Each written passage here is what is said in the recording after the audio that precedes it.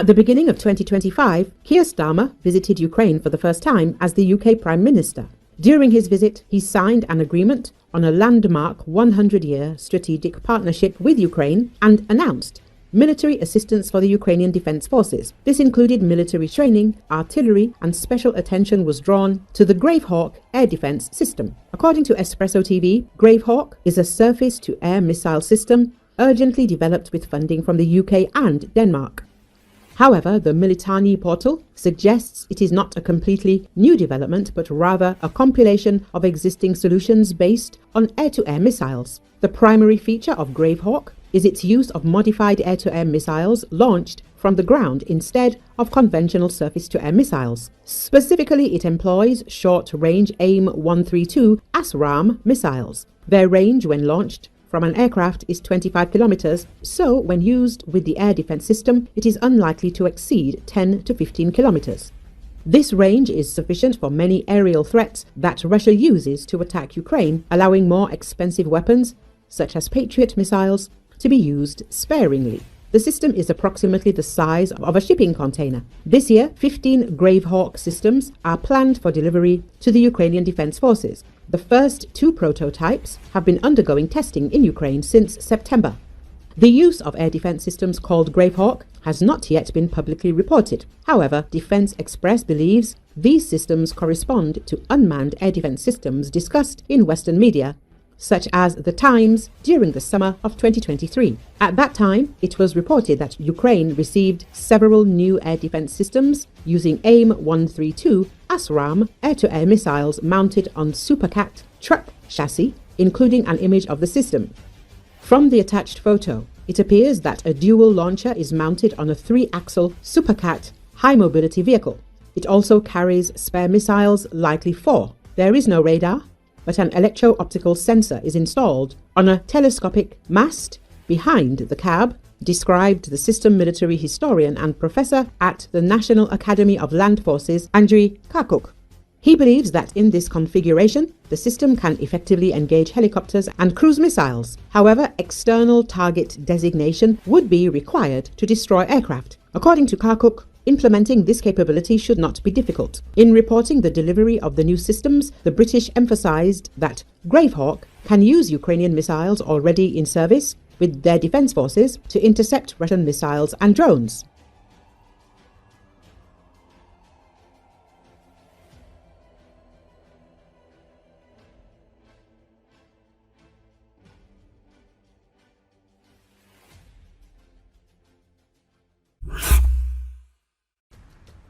In 3 weeks of January 2025, the Russian army occupied 233 square kilometers of Ukrainian territory.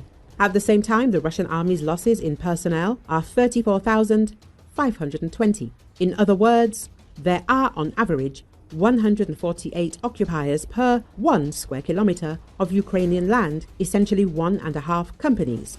Ukrainian military expert Alexander Kovalenko said this. According to him, it is worth noting that the average indicator of the proportion of the Russian army advance in 2024 was 129 bodies per 1 square kilometer. In turn, in comparison with the second half of 2024, there is a slight slowdown in the advance of the occupiers, with a constant increase in losses of personnel. I think this trend of increasing the proportion of losses will continue, and soon 200 bodies per 1 kilometer squared will no longer surprise anyone. We can already talk about the inevitability of setting an absolute record for losses in the category of motor vehicles at the Russian army in January 2025. Moreover, this will not only be the first record of Russian army losses this year, but also an absolute one for the entire period of a full-scale war. Let me remind you that such indicators were the result of the depletion of the BBM component in the Russian army. The war in Ukraine revealed a wide range of shortcomings of Soviet/Russian BBMs, such as BMP-1-2-3, BMD-1/2/3/4, BTR, etc., which were previously known, but which were hushed up and not corrected for decades, he added. Alexander Kovalenko said that the very slow survivability of Soviet/Russian armored fighting vehicles, which was given over to completely ineffective properties such as buoyancy and the ability to be dropped from aircraft led to catastrophic losses of this component. Today, the Russian Army Command and the Russian military-industrial complex cannot solve this problem. Russia does not have a modern armored fighting vehicle with good survivability indicators, with the exception of the BMOT, but these are unique, single examples. Therefore, the Russian Army Command took the simplest and most primitive path. The category of armored fighting vehicles began to be massively replaced by ordinary civilian transport, which led to an increase in not only the losses of the corresponding equipment but also personnel, because the survivability of the landing force did not increase from this, but just the opposite, he told. In January 2024, the Russian army lost 934 vehicles. In January 2025, I think it will be more than 2,900, if not more than 3,000. Back in 2009, Leonid Orlenko warned that the equipment the Russian army is equipped with is not capable of performing combined arms offensive missions. Almost all MBT and AFV models are outdated and do not meet either the challenges on the battlefield or the requirements of the regulations. How good that back then everyone looked at Orlenko as a crazy old man, especially one who dared to encroach on an untouchable sacred thing, the T-90, which has no analogues in the world.